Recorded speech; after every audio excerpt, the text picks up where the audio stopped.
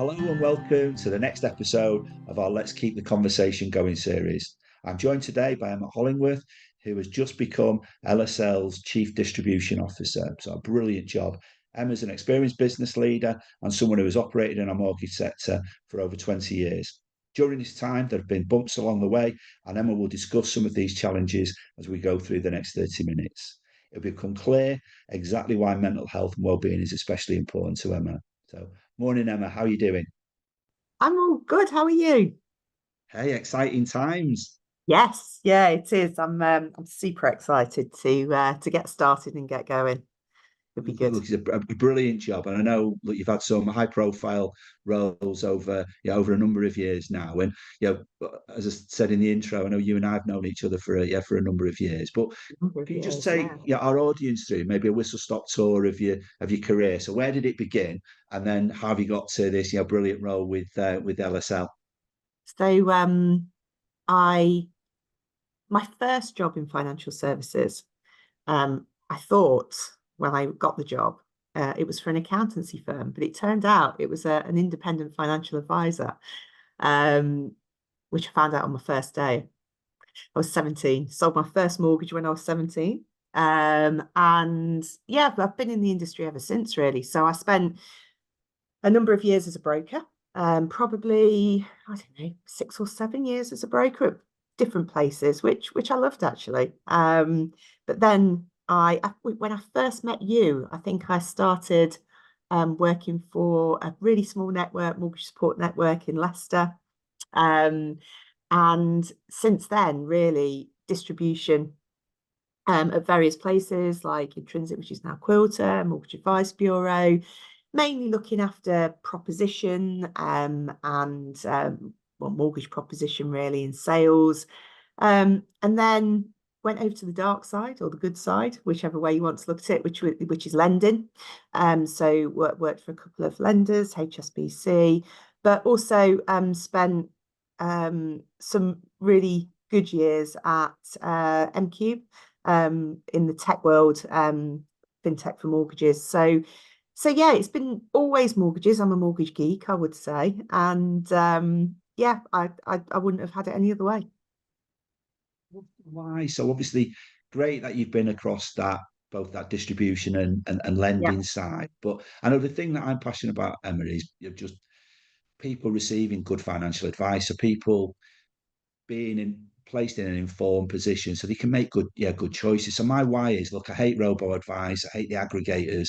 And I'm passionate about customers getting advice. What's your why? So what's driving you, and what's your passion, I suppose?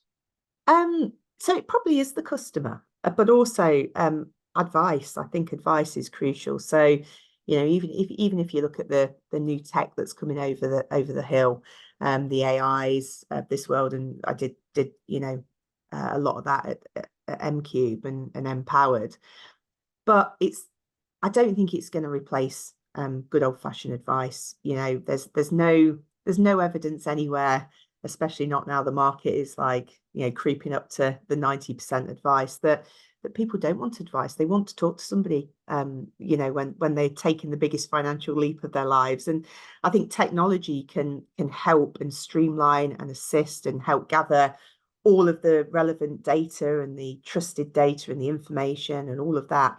But yeah, I'm passionate about advice. I'm passionate about the customer getting the best outcome. And yeah, I'm thoroughly looking forward to getting back into distribution where actually they're the experts in doing that. So yeah. Yeah, echo that. And what I know when the teams that you've led previously, I know culture and having the right kind of environment is really important to you. And Mhm. what do you do, and how do you create that real inclusivity and positive culture? Yeah, do you know what? The older I get, actually the more important the culture becomes. And also, that with the roles that you get along the way, you have more responsibility in shaping that culture and contributing to that culture and making it a great place to work. And but more importantly, an open, place to work. So it is important. And I think that being very transparent being truthful. I know that should be taken as a given, but sometimes it isn't. But also making it a very safe place for people to, have their opinions, and for those opinions to be heard. Not every time you voice an opinion is it going to be taken, but actually everybody's got a voice, and the more voices that you can put into a team, and the more diversity that you can put into a team, the better outcomes I think you're going to get a lot of the time. And that has been proven in the places that I've worked and the teams that I've led, really. So yeah, I think it's really important to hear everybody. Yeah, you're so right. I mean, look, if you ask good questions of the people around you and you get responses, then there's a responsibility to listen and hear. And that's the crucial bit. And I think we've both been blessed along the way with our careers that we've worked with some brilliant people, and we've been Oh, involved in some businesses where the culture and the leadership has been great. And what that does do, I suppose, yeah. it gives that competency that you've now got as you have more experience, not as you get older, as you get more experience. That Or competency grey hairs. is, I mean, that competency just equips you to really take this next stage of the journey and embrace it and actually deliver some brilliant outcomes for that business. So they're getting a good version of you, LSL, as we move into this new Well, chapter. let's hope so. I think I've got the added benefit as well, because I joke with one of my ex bosses that I genuinely like people, and that there's some people that don't genuinely like people, and I do genuinely like people. I like being around them, and I enjoy watching people grow as well and develop, and I think that's really important. Yeah, look, I think that development bit is something that, again, it's another passion of mine now. So I know we're going to start talking about the mental health and Yeah. well-being and the journey we're on with this. But again, you're bringing new blood into the marketplace and seeing them, yeah, embrace some ideas and just grow and Mm. flourish. That is so rewarding for us, isn't it? Yeah. But suppose that, the topic for this conversation was about this, this passion that I'm running off the side of my desk with, the mimic and the charter. And look, I'm so grateful for your, you've become a signatory at the various places you've worked, and I know it's something that, as a topic, is close to your heart. And having some of those, real high profile, responsible roles you've got, and there's no perfect pathway with a mortgage, and when you're actually running and distribution, you've got all the challenges that come with that. Mhm. When has, I suppose, mental health and the challenge around mental health and well-being, when has it maybe been the most challenging for you in the jobs that you've actually had? And just when we think we've seen everything, Emma, something else crops up, doesn't it? So when's it been most challenging? And maybe it'd be really useful for the guys and girls to maybe understand how you coped with some of those challenges. Yeah, I think unfortunately with those kind of challenges, the when they happen in the first instance, you don't realize they're a challenge until they've happened. So it's a reflection on going back and realizing, because you don't always realize when you're in it, I think. But I think there's time, certainly been times in my career, two spring to mind, that have been incredibly challenging because of all of the different factors that have been at play. So it might be stress in work life, stress in home life, medical. I remember, being at a firm when I was sort of 36, 37. And what I didn't realize is that I was going through the menopause at that time. And and those sort of factors as well contribute to the challenges that you have in your mental health. And so yeah, I think there has definitely been times, but it's never just one thing that contributes. And for myself personally, those journeys are, because I don't tend to stop. Yeah, if I stop, I'm fidgety and I'm always on the go. My brain is always full. My brain is always engaged. And what tends to happen for me, is that my body tends to give up before I acknowledge that my mind's given up, if that makes sense. So, you know, I literally burn out. But that is a result of not being able to recognize, or having not in the past been able to recognize those warning signs. And I think you learn a lot, but you get a bit bruised sometimes through those learning curves. So yeah, I think there's been two particular challenges in my life, working career, should I say. One when I was probably about 23, and then the other sort of later on. But you kind of you have to look at those. You have to be very truthful with yourself about the things that you should have done, the things that you could have done, and acknowledged. And you have to learn from them, I think. But it makes You know you a what? more rounded person. You know, Emma, I think that what's really interesting there, as you describe it, is it's probably the first time I've heard during these conversations that we've held how, you know, the mental challenges actually leads to this physical kind of Mm, uh, significance, or, you know, mm, physical kind of, yeah, impairment. Because again, I yeah. think, you know, people tend to think that your mental health is, you know, when it's particularly challenged, it's invisible. But just as Mm, you're saying there are some noticeable yeah. physical signs if people around us are maybe educated and are aware of what those, you know, what those actually Yeah. are. And what about coping mechanisms then? So as were encountering that, how were you? Mm, So you obviously living at this 100-mile-an-hour pace, and your mind is telling you to keep going. What were the coping mechanisms? How did you get through those couple of, you know, particular, you know, those two particular times? Being really truthful with you, Jason, I didn't cope. I Mm. didn't cope through those times very well. And I think it's really difficult when you're in something, so, and you're choosing not to acknowledge, because there is a choice there, I think, albeit it's not visible at the time. You It's really difficult, and to say, because you think you're coping, but people around you can see that you're probably not coping, but you don't want to acknowledge it. And because I'm a little bit stubborn as well, like that. And so yeah, so I don't think at those times I did have any coping mechanisms. I think what happens is you learn, you reflect, and then you bring those coping mechanisms into your life, because you don't really want to go back to not being able to cope. Do you know what I mean? So Yeah, yeah, I think I've learned a lot along the way, yeah. about how I react, and everybody's different, aren't they? So everybody's journey is different, and the way that people cope is different, and you just have to find what works for you, I think. Yeah. Um, And what are they for you now?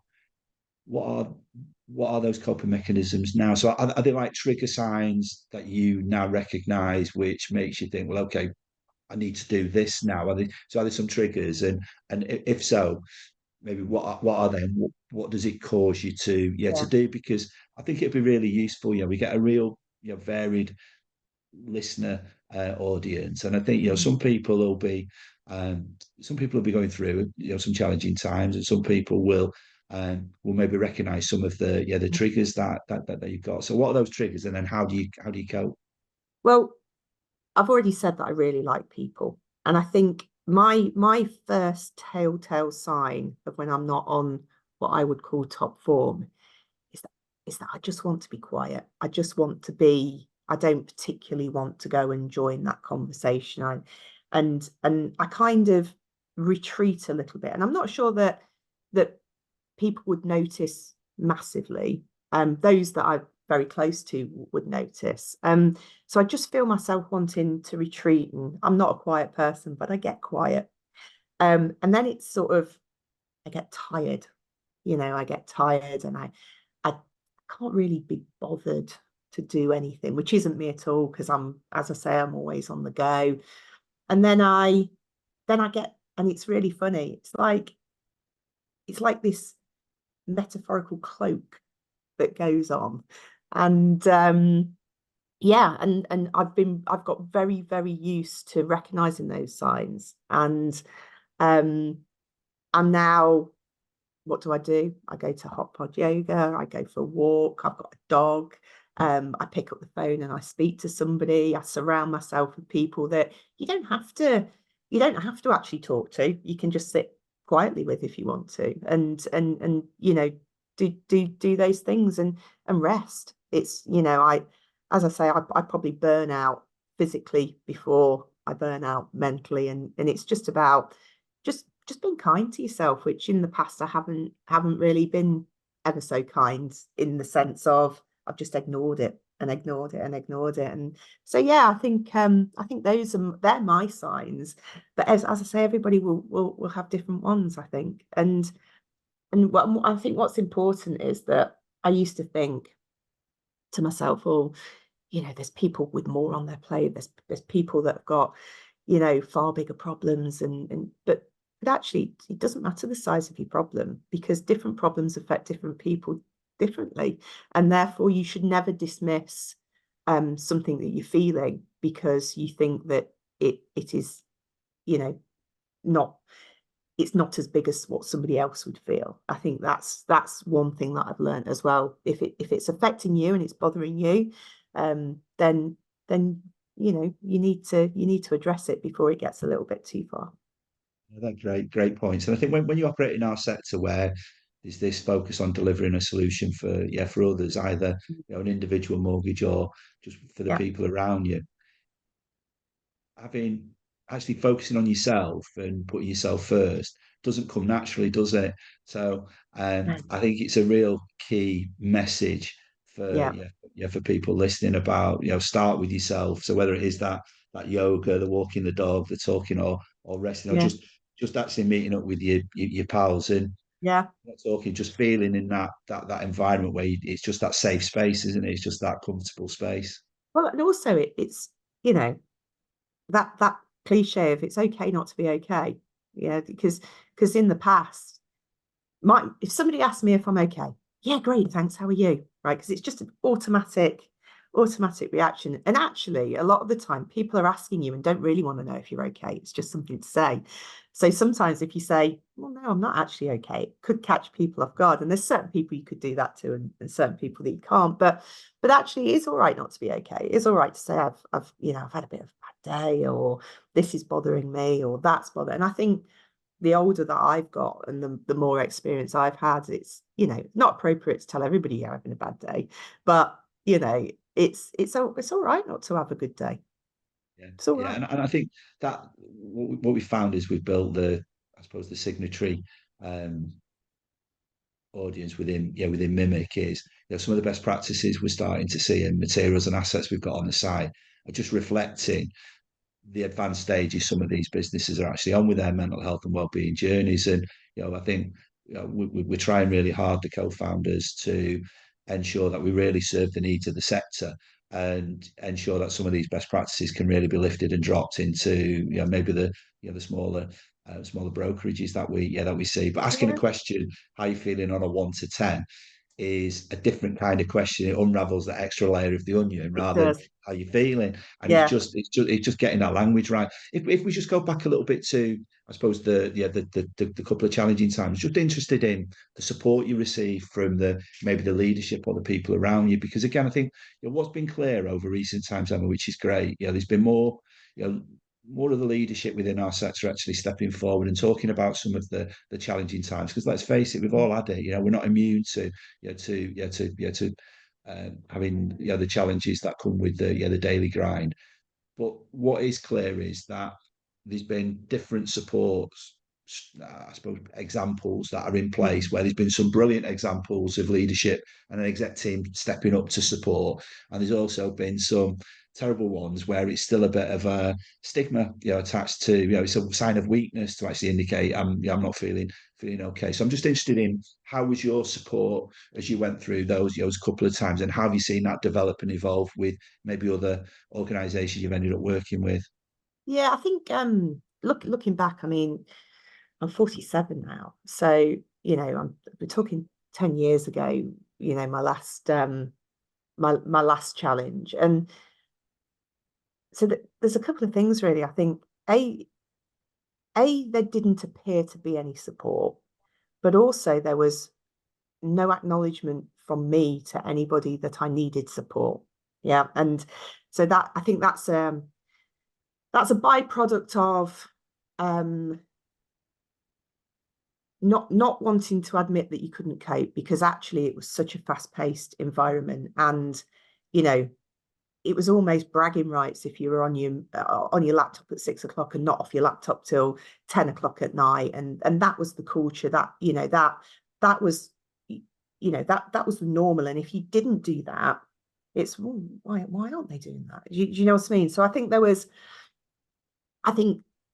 in terms of support, there wasn't much visible support that you could have just grabbed hold of a chink of light somewhere, but also there was no real acknowledgement from me that I needed that support, because A, it was still a bit of a stigma, but B, there wasn't that obvious support, I think. So I don't think that was anybody's fault, because I perhaps didn't give them the opportunity to step up and step forward.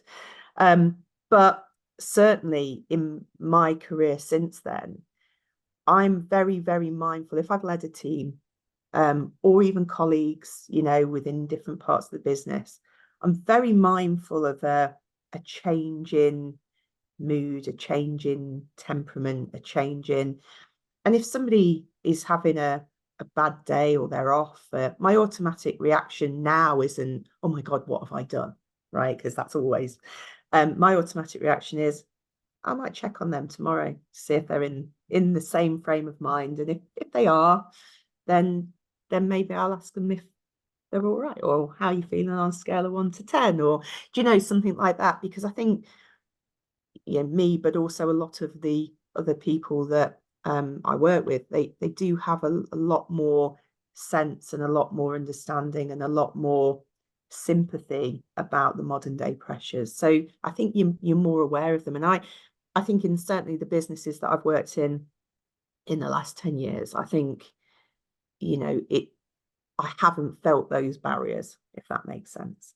Yeah, well, I definitely feel there is improvement. I still think, look, we've been with the charter, we've been at this for 4 years now, and we're still, I don't feel, at base one. If there's 4 bases to get to, so although we've increased awareness, Emma, which I'm really chuffed about, we've still got we've got so much awareness still to raise. We've got so much to understand about what the proposition needs to look like to actually serve the needs of the of the community we're involved in. And I think interestingly, the survey that we do each year, and this won't surprise either of us, but guess what?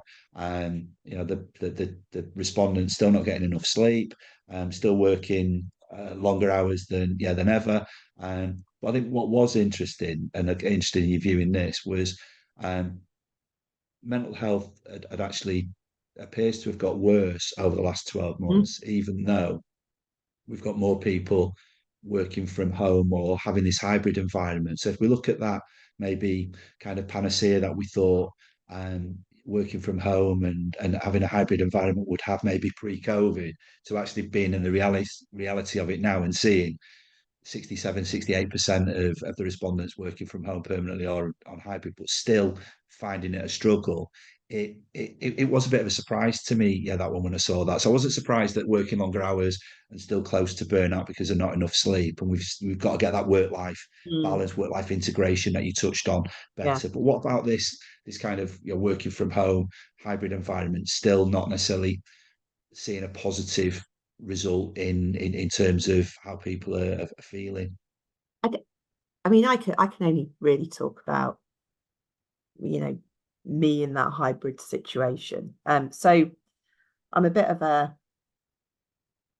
don't like being told I've got to go into an office, right? I like to choose when I go into an office, but some people don't have that luxury, and there's jobs where I haven't had that luxury either. But quite frankly, if I didn't go into an office at some point, or if I didn't get out on the road and see some brokers or see some lenders or whatever, I would go absolutely stir crazy. It's the worst thing for me. I even, if I am at home, sometimes go and work from a cafe just so I've got that social interaction, and that socially doesn't mean I work any less hard or I concentrate any less. So I actually think that working from home and hybrid working to a certain extent can be damaging, especially if you haven't got the home environment and the setup to be able for you to do that in comfort. And you know, we saw in COVID a lot of people, you know, in their bedroom, which they slept in, they worked in, you know, and yeah, the luxury of not having a garden, or so you have to be really mindful about individuals, I think. And some people it may suit down to the ground. Well, what did you say? 76% of the people it doesn't, kind of thing. And so there are them, you know, that share that it does. But I do think interaction is important, and actually those for development as well, and for career, because there is a certain amount that shouldn't be the case. But I think out of sight, out of mind. And if people are present, then I think collaboration is better, and you grow from collaboration. So I do think that I'm not against hybrid working in any way, shape, or form, but I do think you've got to strike that balance for you personally of how it affects you, and not feel like you have to do one or the other. And I think firms need to get probably a little bit more. I understand why people want to bring people back to the office and set, because there's a lot of money being wasted and all of that kind of thing. But also people have got comfortable with working from home, and actually to bring them back into the workplace might be, you know, might be quite what's the word I'm looking for? It might be daunting for them to come back into a workplace where there's so many considerations about, you know, changing the habits for people and how you can assist them and how you should assist them, really. I think where we both agreed, and it's linked to the point you made earlier about that proactive interaction with those around you, isn't it? So Yeah. asking good questions, listening, but not just listening, hearing, and Yes. then shaping Yeah. that flexible working approach. That maybe is the new norm moving Yeah. forward. So I suppose if people want to come in the office and be permanently based in the office, then that facility has to be there. If people want to be hybrid, then Yeah. so it's just listening, hearing, and I suppose adapting to what Yeah. this new landscape's going to look like for us all. And what about the prejudice? So it looks like we've I think we both feel that we're starting to see some improvements. So that sign of weakness, that alpha male macho world where he's emailing at 5 in the morning and 10 o'clock at night that you mentioned earlier. It does feel like we're making some strides. And I think similarly, we are seeing some employers actually embracing mental health and well-being and putting frameworks in. We've got some positive trends around that. But for those that have maybe where prejudice still occurs, what do you think employees or people working in that environment need to do? So if the boss still has these prejudices and they don't feel it's approachable, they can't be honest, can't be transparent, what do you think? What steps can they take? I know it's difficult. What steps can they take and must they take? It is difficult, because you want to be respectful, but also you don't want to have that worry that if if if I go over my boss's head or round the side of my boss, you know, what reflection does that take? But there's a lot of good HR departments now, you know, and a lot of firms that they have, you know, mental health advocates in them, and you know, so at least somebody to talk to. And I it's I'm quite good at having honest conversations as well. But would I have had an honest conversation 15 years ago? Maybe not. So people develop in having those honest conversations. So I would have an honest conversation with my boss, but there's not everybody that feels that they could do that. So I would just say you need to look for somebody within the firm that you think you can talk to, that you think can assist you and help you sort of weave through that dynamics. But also there's, you know, you guys they can reach out to. You know, different people in the industry. You know, I very recently have taken a call from somebody in our industry that's, you know, what would you do in this situation? And there's always a friendly ear and a friendly face that will help and guide you. There's some really good people in this industry. And I think that that's anybody that's doubting what they should do should just find one of those friendly faces and help. That kind of links to, I suppose, the hints and tips that you'd pass on to people who are struggling. So I think I know Working Emojis do a brilliant job with their mentor scheme, and they're encouraging Yeah. leaders to step forward and work with those newer entrants or people who are just looking Mm. for yeah, good conversations with with people in decent positions. What So that conversation bit is obviously really important, as you've said there. What other hints and tips would you give people who maybe are struggling a little bit? I I would don't I would say don't be worried about whether or not you think your problem is relevant or your struggles are relevant. Because if you're struggling, it's relevant. And therefore, don't worry about what people will think if you talk to them. Just talk to somebody. Talking can solve 1,000 problems, can't it? But also a little walk can for me. Getting out in the fresh air, cuddling your dog. Just find something that's going to either make you feel more relaxed or less anxious. Because I think I would be surprised if there's really many people that don't get anxious these days because it's a fast moving world, isn't it? But yeah, I would say that just find somebody to talk to, Yeah. and if there's nobody to talk to, just talk to somebody on the train or talk to somebody, yeah, because there's always somebody that will listen, always. You're northern. So you're northern. Yeah, do that. Yeah, try that on the tube. I'm in London Thursday. I'll try that on the tube on Thursday. But you're right. Just that human interaction is it's so important. And if we flip it around to the actual maybe a business leader or Yeah. the owner of the business, what kind of tips would you give them? So we mentioned culture before, but what kind of tips do you feel business leaders should be embracing to just provide that right kind of support to their staff? I think I think they should listen more, um, talk to their staff more, have an open culture, and you know, put some fun into the workplace as well. Um, you spend so much of your time at work that you've got to enjoy going to work. You've got to enjoy doing it, and you've got to have those.